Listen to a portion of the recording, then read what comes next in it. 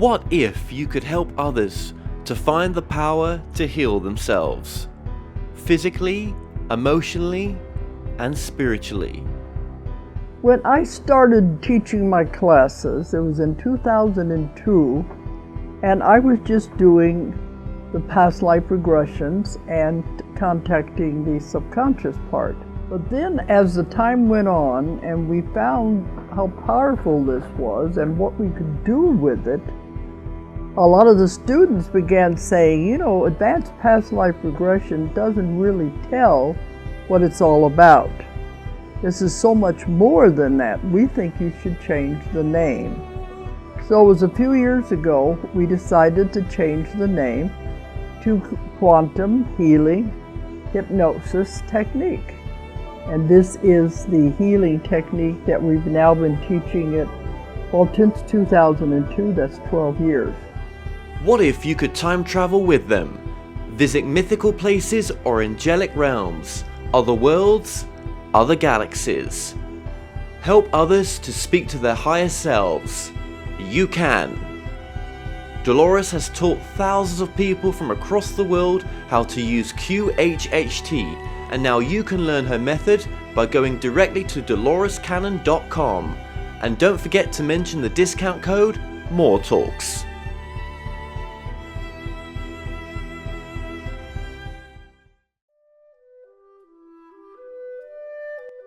Established over 100 years ago, Watkins Books is one of the world's oldest and leading independent bookshops specializing in esoterica. We have the widest selection of esoteric books in the UK, and our friendly and knowledgeable staff are here to assist you in a unique ambience of our shop. So come and visit us in the heart of London as we're open every day.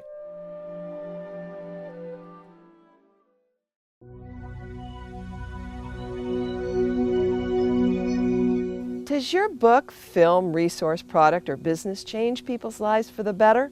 Hi, I'm Jackie Lappin, founder of Conscious Media Relations, a unique boutique PR firm that helps you connect with your mind, body, spirit, and conscious lifestyle audience in a big way.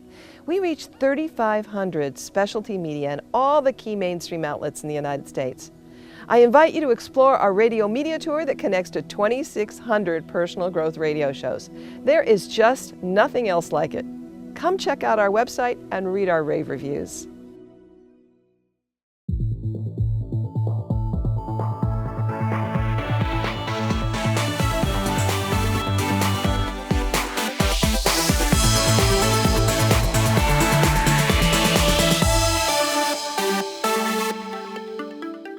The comments and views expressed on The More Show are those of the people that make them and do not necessarily reflect the view of Kevin Moore, The More Show, or this radio station and its affiliate or sponsors. This show is for entertainment purposes only. Broadcasting from the UK and across the world online, you're now watching the UK's only alternative late night talk show, and I'm your host, Kevin Moore. For the next hour, I'll be covering subjects that will open up your mind and provide you with information you may have never heard before. On today's show, I'm joined with Lisa Kay, who is a teacher, author and speaker specializing in intuition. Now, she is the creator of Developing Your Intuition, a system that helps people master their intuition so that they can draw on it when they want and on what they want to receive detail and clarity from their intuition. Now, drawing upon a background in psychobiology, engineering and metaphysical sciences, as well as her experiences in teaching and performing angel readings for others, she has developed a method for intuition development that is clear, easy to follow. Her public appearances reach people around the world through guest speaking, online media, and her popular radio show, Between Heaven and Earth. Lisa Kay, welcome to the show. Thank you. Thanks for having me. Lisa, it's always a bit of a surprise sometimes about the guest that's coming on because I don't do all the bookings sometimes. So this is an interesting subject, developing your intuition. That's where we're going to sort of base this interview on today. But to begin with, I want to get into yourself to begin with. Now, your upbringing, was it a Christian-based upbringing? Actually not. I was actually brought up nothing. My parents are Chinese, and their families emigrated to America, so I'm Chinese American. But they didn't really subscribe to any particular religion. I think they were spiritual. They definitely spiritual. They believe in something greater than us. And my dad was, he believes in what he would call nature. So kind of like the science-based, but also, the mystical part of it too. He was very open-minded. And my mother considered herself a Zen Buddhist, but we didn't go to church or anything. Though I actually go to church now. But I also believe in all religions. I believe they kind of lead to the same thing. So I sort of mix beliefs, which are probably a little based on Eastern religion and little Western religion. Yes, there's nothing wrong with that at all. Some of the main strict religious people say you can't do that, but we're not in talking about that level. We're talking about spirituality, where we're taking the loving parts of the religion, which most of it is, Yes. away and actually combining it and making more truths with where you've come with your work as well. And I mentioned your background because my partner, my ex-girlfriend, she was from Malaysia, and I traveled over there to see her and her family. And you're either sort of to me it seemed Muslim or Christian. They're the main predominant ones. And I didn't meet many Asians that had your truths. So I find that quite interesting. Well, that is interesting. Actually, my husband is Chinese Indonesian, so and he's actually Catholic. His family's Catholic, and a lot of the Chinese are Catholic. So, but Indonesia is the largest predominantly Muslim country in the world, even though it's not. I forget what he says, but it's not. They don't see themselves as a Muslim country, but it's predominantly Muslim. So that's kind of an interesting mix. But the really cool thing about Indonesia is it's very mystical. Everybody there believes in spirit. Something. They believe in ghosts. I mean, they mention it and talk about it as if it's just everyday weather. So it's a really, really cool place, and we lived there for a year. Actually, we live in America now, but we lived there for a year, and I got to kind of taste some of the most interesting things in terms of experience, in terms of mysticism, and it's close to Malaysia, obviously, and there's a lot of similarity, I think, in the kinds of people that are both countries. Oh, absolutely, and I could apply everything you've said there to a lot of the people in Malaysia as well. It's definitely got that ethos about it, and it's got some. I always loved when I went over there the calmness of some of the temples as well, and that's awesome. And Bali. A lot of people know Bali, which is an island in Indonesia. It's kind of interesting that people think that Bali is a country, but it's not. It's an island in Indonesia. And Bali itself is predominantly Hindu. And the Hindu religion actually came to Indonesia first, and then the Muslims came in later. But Bali retained its Hindu beliefs, and there the temples are wonderful, and they still are very much, the religion is steeped in their culture. So I think that's why people like it. When we've been there, you go there and you see they still have the little offerings. They'll make them out of little palm leaves, and they'll put food in there, which the Hindus would call prasad, which a gift for the gods. And the temples are really amazing. It's really I could talk a little bit about what they do there as well. They actually we had gone to one of the best wood carvers in Bali because they're known for their wood carvings, and they carve oftentimes religious symbol or icons. Over there they're from the stories of the Bhagavad Gita, and they've got or Ramayana, and they would carve the Garuda, which is like an eagle, and but the people who carve these things are also, again, because of the religion, because of their beliefs, they are praying as they're carving. And they're putting into the carvings their prayers and their beliefs, and the carvings themselves then hold that energy, which is really, really awesome. It's really beautiful, and I really I will go back one day, and yeah, I've said on previous interviews I've got a bit of a longing to go to India as well, and for the spiritual side over there, definitely. Well, thank you for sharing that with us. Sure. I don't have many American Asians come on in this work, and it's just fascinating, to meet someone who's gone down such a different path, because your path started out in science and engineering to begin with, didn't it? Yes, it did, and people find that really, like, I guess, the most interesting thing about my background. But the reason why I studied science, and I love science, I think science is the most fascinating thing, and is because I want to know how the world works. I've always been super curious about why things happen. That's my big, even now I'm still asking why.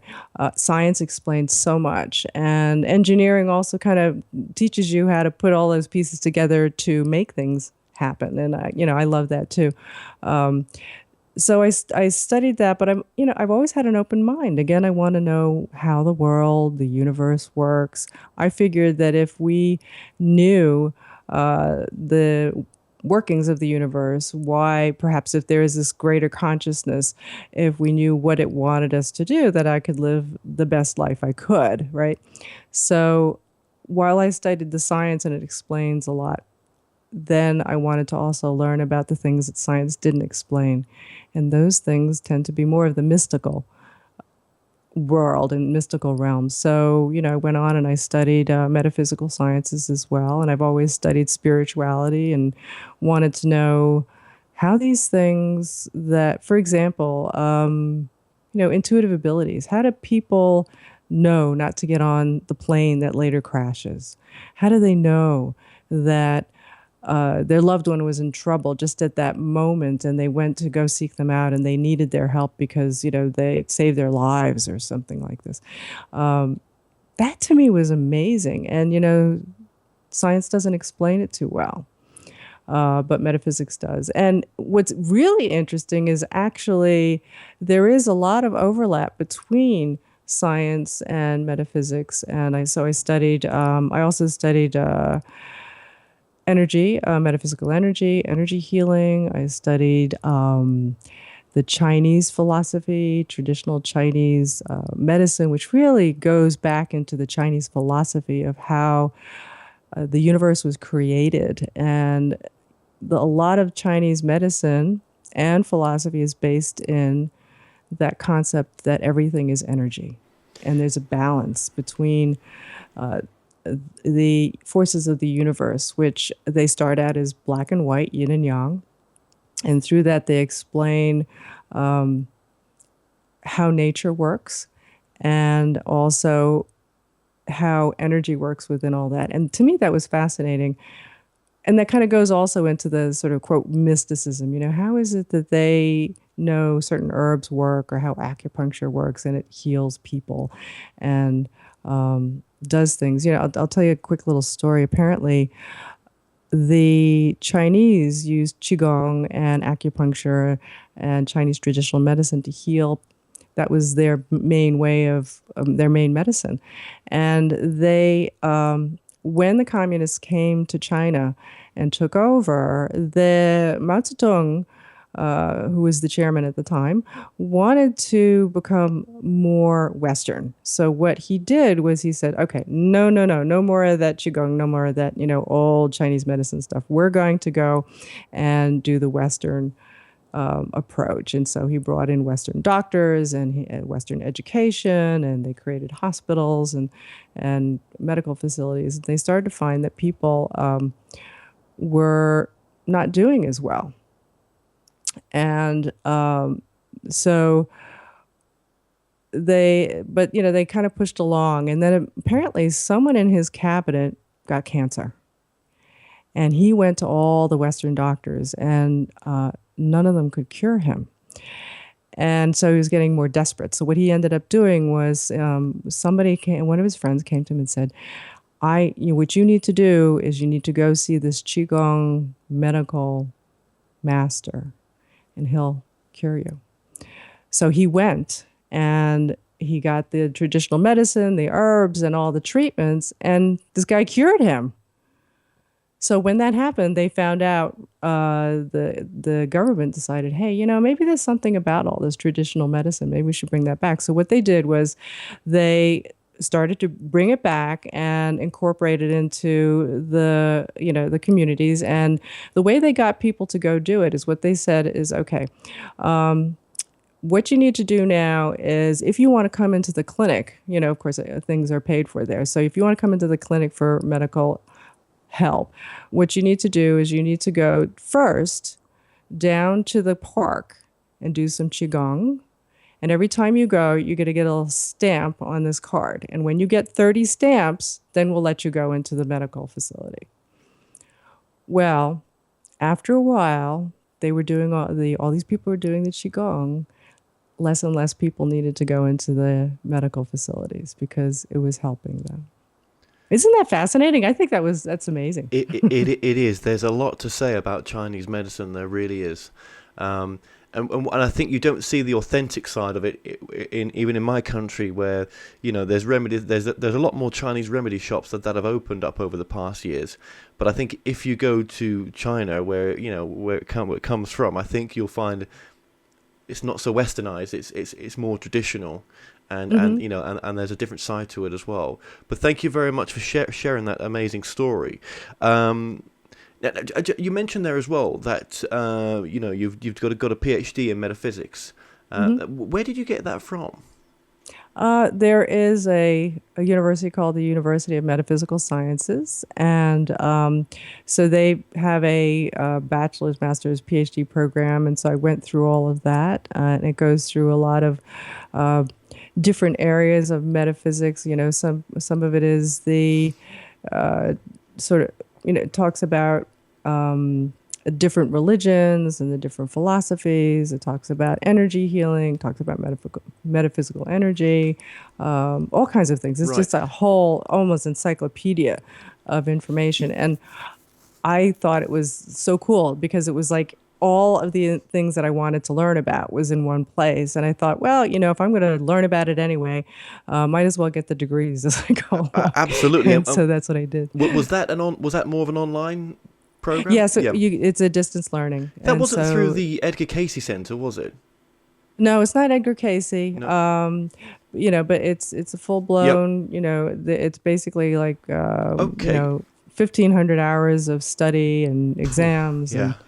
And It's a then lot. you have to do your dissertation. Of course you do, of course.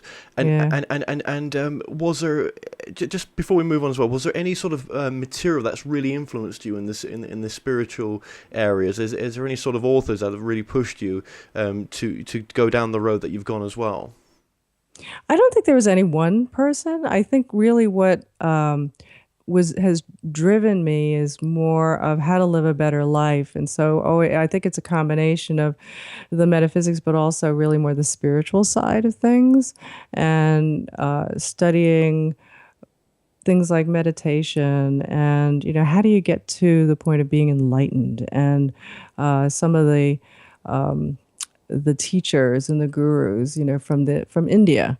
And what did they say about how you should go through life to live a better life and work with your mind to have the proper orientation and view of the world, right? So, and spiritual practices to become what they say enlightened, which is to live in bliss. Yeah, that's all around Hinduism, Buddhism, right? Absolutely, and that to me was probably the biggest influence, I think. Okay, very interesting. But I'm infinitely curious, so it's not one. It's always like a gazillion different pieces that all come together. Yeah, there's never one truth. There's many, and I think that's what makes it a bit more interesting. I don't think there's one set road where it's an A to B situation, and this is what it's all about. We don't have the bigger picture. We're rediscovering it as we're going on, and it's not a straight road whatsoever.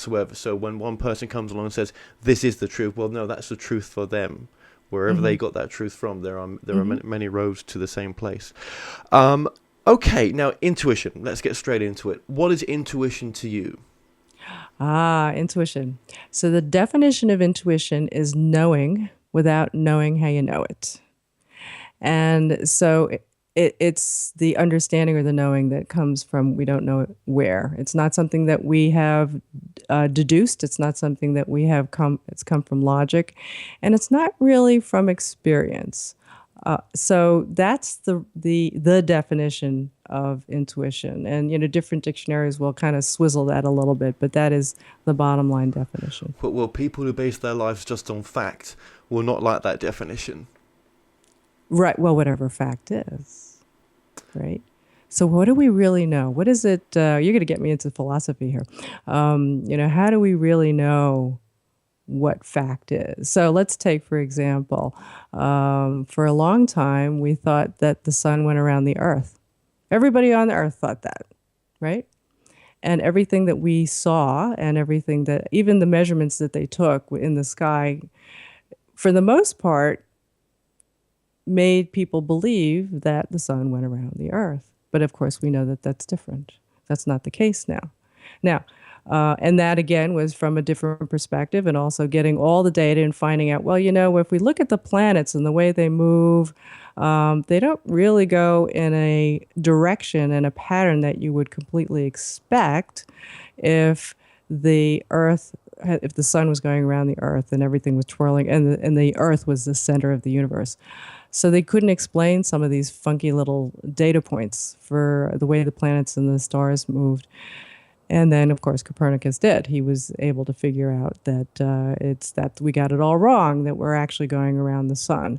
Now, so now we all believe that because we all agreed to it. But nobody has ever actually seen the Earth go around the sun. You can't. It's impossible. There's no point that you could go farther enough out in the universe and then still be able to see, or out in the solar system and see the Earth going around the sun, because it's so incredibly massive. It's so, so far away. And that your eyes would not be acute enough to actually see it. So we have to do it through conjecture. We do it through what people are measuring, and then all of what we agree upon, right? So what is fact? How do we really know what we know? It's sort of, we put together pieces of information that make sense to us, and we do some testing. That's science. And if we can repeat the tests and we keep getting the same results, then we say, oh, that must be fact, until we look at it a little differently. So and there's so much we don't know, isn't there? No, there's a tremendous amount that we don't know. I always say, what's in they always say, well, you're only using 10% of your brain. I say, what's in the other 90% that you're not aware of? Absolutely. Now, when you say, I like your interpretation of intuition, that it's knowing without knowing you know it. So is it is it a feeling that we know it to be true, or is it we just know? Is it not really the feeling? Okay. So intuition, how do we get this information? There's this knowing that comes up, but really what intuition is, it's made up of bits and pieces of information that we're getting. And somehow there are two sides of our brain, so to speak, two parts of our minds. Physically, you can actually break it down into parts of our brain, which is the left hemisphere and the right hemisphere. And they've done studies to show that the left side is a little bit more logical, more judgmental, more serial processing. The right side is more intuitive. It's more, that's where we process feelings. That's where we also know when, the big picture. So when they show you pictures and they say, okay, these two look the same, but there's one thing that's different. How do you know, tell me what's different in these two pictures? It's your right side, the right side of your brain that notices the difference. So there's two kinds of processing going on in our heads. And we tend to live in the left side. We tend to live in the logical, sequential, judgmental, let me figure it out side. The right side of the brain is processing information in a different way. And the information that's there has a value to it. And it's the left side that kind of tries to make sense of it. So, and our intuition is all part of that unconscious or subconscious processing. Now, where the information comes from that's getting processed, we don't know where that's coming from. And I like to think that that could be either things that our body knows, but it could also be things that are outside of us. It could be divine guidance. It could be that inner voice that just has higher wisdom. We don't know. Now, how do you access that? Well, we're going to access it through noticing how the right side of our brain talks to us, because that's where our intuition pretty much lives. It's so intuitive information comes to us in little pieces. The right side of the brain speaks in images. It speaks in symbols, and it doesn't go through judgment. So our intuition is going to have certain characteristics. And this is what I teach people. When I teach people how to develop their intuition, you have to understand what intuition is inside of you. How does it come to you? How do you experience it? And some of what I call the 10 key secrets to intuition, some of those points are intuition comes in fragments. So it doesn't always come, unless you've developed it. Once you develop it, it can actually come out in long sentences, but sometimes it's just a word. Sometimes it is an image that flashes in your mind. And the image isn't always detailed. Sometimes it's a fragment of an image. Sometimes it's a feeling. And a lot of people have intuition that they would term as more of a feeling, or that gut feel. Something doesn't feel right. You feel icky, you feel uncomfortable, or you feel drawn to something. All these things are language. It's the language of intuition. So, we try to characterize it in that way. And what happens is we can actually make our intuition happen by triggering it, by asking a question, because your brain is always going to answer. Either your logic brain will try to find an answer, but your intuitive brain will also try to answer as well. And what we train people to do is to listen to the intuitive side in the way it speaks, in those fragments, in the pop-ups, what I call pop-ups, and then work with those pieces. And eventually the pieces come together to make sense. And it kind of builds a picture for you. Yes. Thank you for that. Do you think the intuitive side can seem quite illogical sometimes? I think it's illogical because what happens is people think that intuition is going to give you the end-all answer, and that it's going to be in a lot of detail, because most people's intuition's not trained. It's not developed. So what you're getting little pieces, and they don't make sense to you. So that is basically a misinterpretation or a undeveloped way of trying to figure out what your intuition is telling you. So in that case, I think that's why it might be considered illogical. Was it what you said? Yeah. And and the thing is, what I tell people is that intuition is giving you information that you don't know where it's coming from. You may not always be able to understand what it means at the time. So that might make you think like, well, it seems random, or it doesn't make sense, because you don't see where or why it's coming to you. Like trying to see the bigger picture, which, wherever it's coming from, maybe it's more fun to discover it yourself. But here's a little hint. Yes, and I think the thing too is that intuition, what it does is it doesn't give you the big picture. It might just tell you, oh, go left now, go that direction. And you don't always know why, but it reveals itself later. And part of it is that's just the way it talks. It doesn't have a lot of explanation. No, absolutely. But it will lead us to the happy outcome that we're potentially looking for, that we maybe can't see, or if we've envisioned an outcome, it may be grander or different to what we think it's going to be, but it will always be the joy that it'll lead us to. Well, I'll give you an example. Would you like to hear a story? I'll give you an example. So this is what happened to me. I was driving down a highway, coming home from a long weekend, and I was in the left lane. Well, over here in America, we drive in the right lane, but it was a 2-lane highway, and I was in the left lane, and I saw this big SUV come up behind me, and I could see he was coming quite fast. So I knew, okay, they're gonna want to get by. So I was gonna pull over to the right in the right lane and let them go by, but there was a green car just a little in front of me in the right. And I thought, okay, to myself, I could either speed up and go in front of the green car, or I could slow down and get behind it. What should I do? They're right there. And in my head pops, get behind the green car. And I was like, oh, get behind the green car, get behind it. And I heard it again, get behind the green car. And that was my intuition. I said, all right, and I'll get behind the green car. So I get behind the green car, and the SUV blasts by me.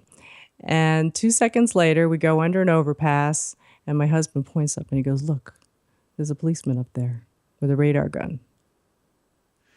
And of course, so he's driving by real fast, and guess what happens? Well, the police gave him a ticket. Now, what do you think would have happened had I got in front of the green car? It would have been me. And just because I was trying to get over and speed up to get in front of that car.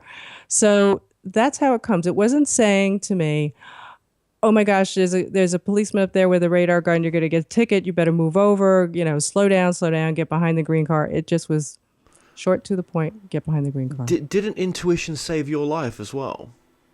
Yes, it did, actually. And that was now this happened after I had developed my intuition and got to the point where I get more information than probably people who are just starting out or people who haven't developed theirs. So, and it also comes as you develop it. It comes to you without you triggering it. It just comes when you need it. So what had happened was I had. It was in the summertime, and I got what I thought was the flu. And and one night I woke up, I was shaking uncontrollably, which I never get when I get the flu or have a fever. And I knew something was really wrong. So my husband took me to the emergency room, and they took blood. I wasn't shaking anymore, but they took blood, and they said, oh, we discovered you have bacteria in your blood. Well, you're not shaking anymore. Go home, see your doctor. And which I did. I saw my doctor the next day, and he does what most doctors do. They give you pills, antibiotics. So I took those, and I kept having these weird bouts. I was having my heart would I'd be lying down in bed, my heart would be racing, and I was short of breath, and I felt like I was going to pass out. And it kept happening, and then it happened one time. It was so bad that my hands turned white, and it was quite a violent experience. And I thought, okay, this is bad. So I went back through the emergency room, and of course, by the time I got there, I'm not having the bout anymore. And so they took blood again and checked, and I still had bacteria in my blood. And I said, but I don't understand what this thing is now. I'm shaking. This time my heart's racing. I can't breathe, and my hands turn white. What was that? The doctor says, oh, that was fear. You were hyperventilating. And I said, no, I don't think that's what that was. I wasn't that fearful. I've had some fearful experiences, and that was not it. But so, oh, don't worry about it. Just go home. And so I went home, and I knew something was very wrong. So I asked my intuition, going to get guidance, and what should I do? And I received, yes, it's very serious, but you'll be okay if you find a specialist, and a specialist in infectious disease. So it's Friday afternoon. Now, trying to find a doctor Friday afternoon, I'm sure over where you guys are, it's probably very similar. It's impossible. Yeah. You ain't going to find anybody. So the next morning, I'm leaving messages. Some of them have Saturday hours, and they're not calling me back. And the bouts are actually more frequent. And so what should I do? And my intuition guided me to read this book that I had on the shelf. It had been sitting there for a long time. It was How to Find the Best Pediatrician. And I was like, well, I don't know why I need to read this book, but I'm supposed to read this book. So I started reading the book. And of course, throughout the book is the word pediatrician sprinkled throughout it over and over again. And as I'm reading, I thought, oh, wait a minute. My pediatrician for my son is a friend of mine, and he lives down the street. Maybe he knows of a doctor I can go see. So I go to pick up the phone and call him, and in my head, again, pops intuitively, he's away on vacation, but he'll be back later. Leave a detailed message. Okay, so I ring, I dial up the phone, and he doesn't answer, and I leave a detailed message. Well, he calls back later. He says, I just got your message. I was away on vacation, but I got back. He says, I know what you need to do. You need to see an infectious disease specialist immediately. And I know one who will see you right away. So he got me connected with this doctor, and I got to see him right away. And he took blood, and he said, yes, you have bacteria in your blood, but we have more information. You have a heart infection. And then he put me in the hospital. So, and he basically, that saved my life. That's because I was going into what's known as sepsis, which is where the bacteria is just taking over. It was affecting my heart, and you can actually die from it. You must have felt pretty bloody under the weather with that, yeah. I did actually and that's how your body tells you. They kept getting worse and worse, and so I knew something was very wrong. But the difference is here that you're living proof of this work. Yes, you teach it, and some people teach what they haven't practiced yet, which is fine. But you've lived this. That's the difference. You use it all the time.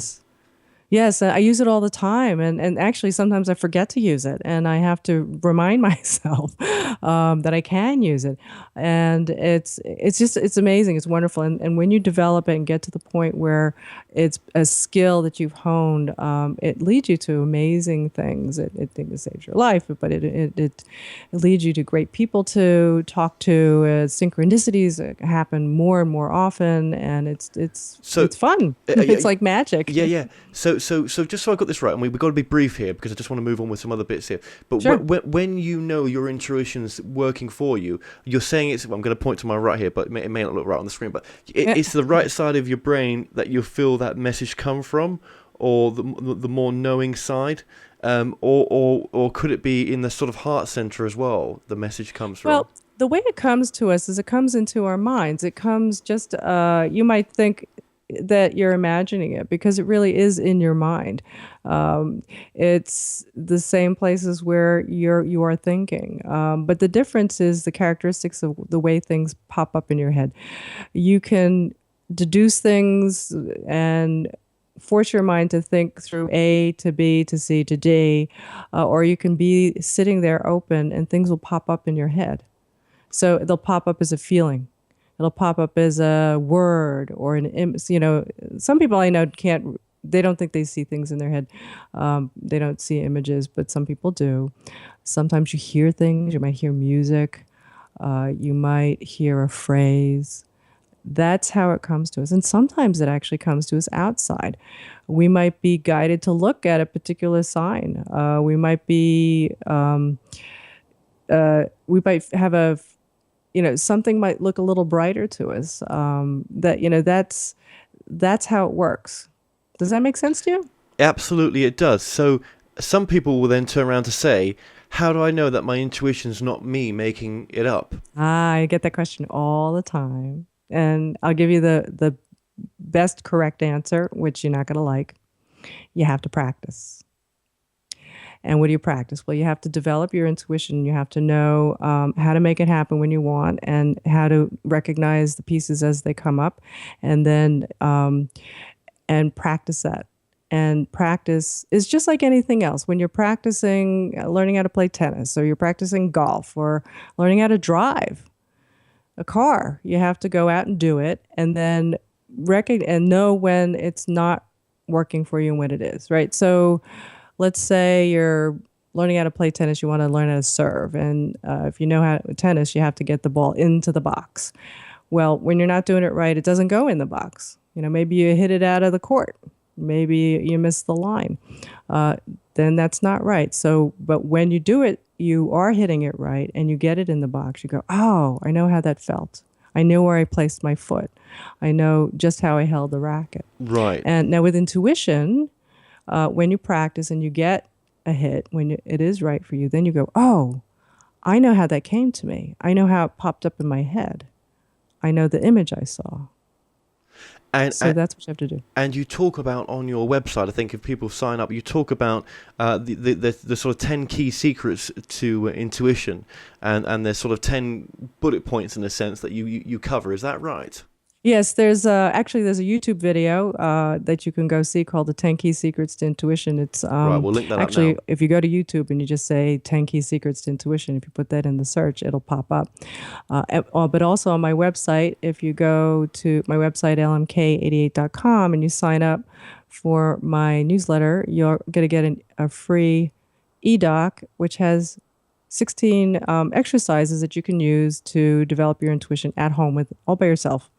So Right. those are really good. And okay, so on Amazon as well, there is the Pendium, the lesson book in developing your intuition. Now, so you do an online course to Yes, I do. Yeah, which is and available. actually, one of the things I do, I have some free videos for people which answer those the common questions. How do I make it happen? My intuition. And if you go to intuitiononly.com. It takes you right to the sign up page, and you can just put in your email address and you'll get the videos automatically and start there. Okay, that's wonderful. Thank you for that. And we'll link up the YouTube video that you just mentioned as well. And I think we've just been playing it on the bottom of this video as well, just to show people the video. Very interested. Now, what is what is not intuition then, in a sense, if we're trying to separate things here? Yes. What intuition is not. Intuition is not, it's not experience. It's not guessing. So you're not guessing. You're not trying to make it happen. So, and it's not deduction. So, and it certainly isn't judgment. So that's one of the key things, is that if you are getting what you think is intuition, but it's, the messages or the thoughts are judgmental and they put you down, that's coming from you. That's coming from the left side of your brain, because the left side of your brain is very judgmental. What could you see for someone who lives in a life of listening to their intuition, to someone living a life of not listening to their intuition? Are they just completely different lives where there's abundance, happiness, and just contentment, compared to depression, despair, and being out of balance? Well, pretty much you summed it up right there. Oh, okay. I think, one of the big things that intuition does for you is it gives you solace. It gives you comfort, knowing that that you're always going in the right direction. People, I think if I didn't have intuition, or if I didn't use it, that I would always feel nervous and afraid. I would be uncertain. I would feel like I'm totally out of control, because things are happening at random and I just don't know what's going to happen to me or what I should be doing that's right. Who wants to live a life like that? It's much better to say, I'm going to make a decision. I'll make a choice. I'm going to use my intuition, and I know that it's the right thing. What if you don't know which way to go? Does that mean you're really out of balance listening to your intuition? What I have a philosophy that if we don't know at the time, maybe we're not meant to know. And you see, intuition teaches you that too, because intuition doesn't always tell you, oh, that's the road to the treasure. It'll say, for today, you have to go to the left, and then I'll tell you tomorrow where you're going to go next.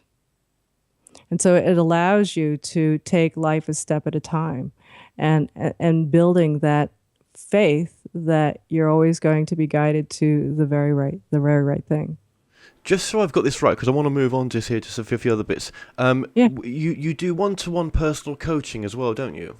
Yes, I do. And I could do that over Skype or in person or on the phone. Nice. And basically help you get through, train you to develop your intuition and, step by step. It's similar to what we do in the course, but, customized for the person. Yeah, absolutely. Oh, thanks for that. I just wanted to clear that up, because I just, Sure.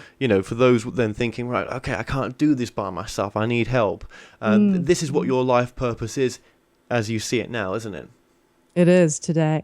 But I love it. I think intuition, again, that answers the question that I started out when I was 8 years old. What's life all about?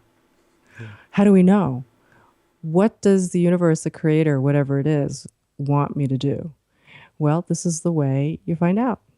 When you're tapped in and when you're connected to your inner guidance, to what I believe is, that higher knowledge, it's going to tell you where to go. It's going to help you lead a better life. Yeah, and I'm so guilty of not listening to it. Well, we all are, but and I think sometimes I can be so lost in just not knowing that it's there, and I'm just not wanting to listen to it, but I know it's there. And yeah, it's not always easy, is it? When sometimes when life kind of reminds you, and then you kind of go back to you start pulling on things that you need. I think that's what spirituality is all about, so that you have resources and tools to get you through anything. That's a nice idea of spirituality. I like that. That's kind of nice. Yeah, it's a bit like having a bag of tools there that you've Absolutely. got Because access life to. is, it's not easy. I don't think it's easy for anybody, And I think even when people who do have a quote easy life, we don't. There's so much unknown, and anything can happen to anybody at any time. So we want to be able to cope with whatever that is. I think even people with psychic abilities, or channeling abilities, or whatever abilities it is to bring information across, still can have it very hard on this side. Yet they've got all that loving information, all that tool bag to them. It's still, they're still going through their own baggage. Sure, absolutely. I can so say that with so much truth. Okay, now just moving on here as well. Intuition and psychic ability. As soon as we've mentioned psychic ability, there, are they the same thing, or are they two different separate poles apart? Well, I'll tell you what I believe. I believe that we are all psychic. I believe that basically intuition is psychic is just the intuition extreme, the uber intuition, if you will, that it really is part and parcel of the same thing. And I have, I did not start out being quote psychic. I did not start out being super intuitive. I felt like I didn't have any intuition at all. And I was able to develop it to the point where I was able to save my life. I was able to go out and read for other people. I did intuitive readings publicly for a while, for actually quite a while. I became a very, very popular reader. I did not know that. A sold-out reader. And, and helped a lot of other people to get information from, the divine to help them. Wow. Or whatever you want to call it. I would like to call it guides and angels. And that would be termed as, I guess most people would say, psychic. I would say, you mentioned guides and angels there. Can we, with your work as well, I think you talk about calling in for help sometimes, and you talk about calling in from, angels, spirit guides, etc. And that goes back to intuition of knowing without knowing how we know it, right? We don't know where the information's coming from. I like to think, where does it come from that, these amazing intuitive experiences people have that always seem to help save them, to lead them to the right thing.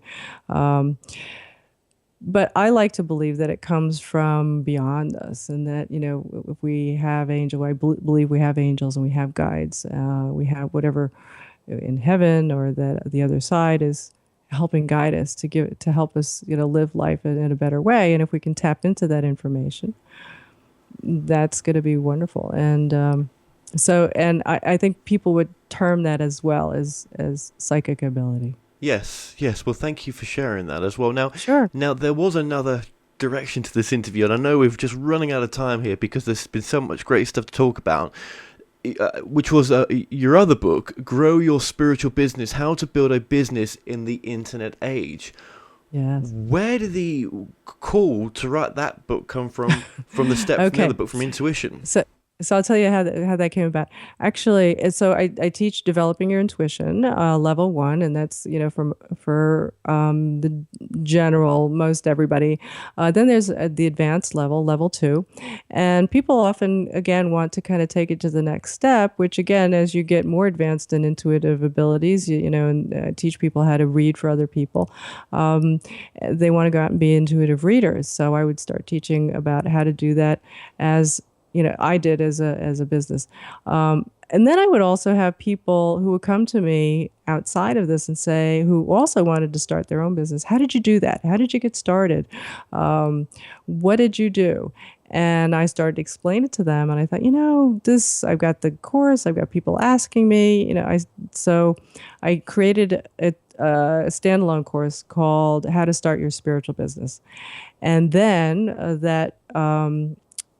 that kind of turned into a book because I met my co-author, Cindy Griffith, and she had at a parallel time had been asked by some people that she knew, whether she could write a book on doing a spiritual business. So we kind of put our forces together and created one.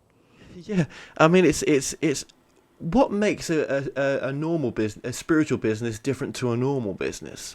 Well, I think any business could have spirituality in it. I think it's what you bring to your business. So if you're being of service to people, it's bringing that spirituality, helping people, being of service. And that's mostly what spiritual businesses are for.